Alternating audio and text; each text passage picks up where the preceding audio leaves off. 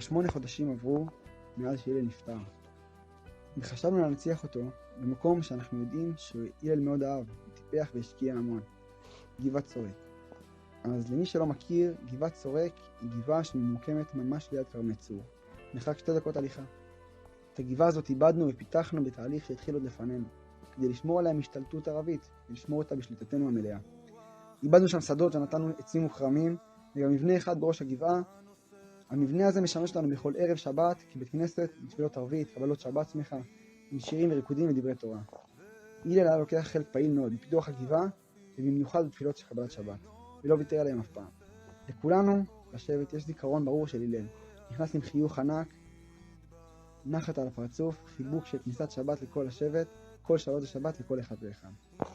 וחשבנו שזה המקום להנציח את הלל, דווקא במקום הזה.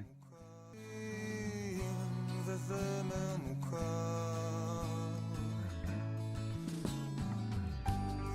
1000 פרחים בין הקוצים עוד יזיבו וינגנו בדממה שיר האדם ששב לאדמה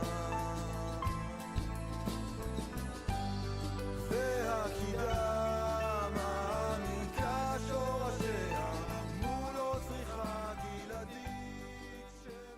כאן אתם נכנסים לתמונה.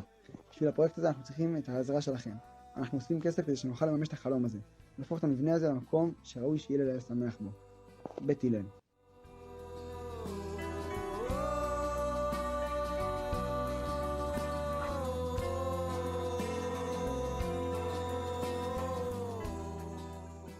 נשמח לעזרתכם, שבט הנני כרמי צור.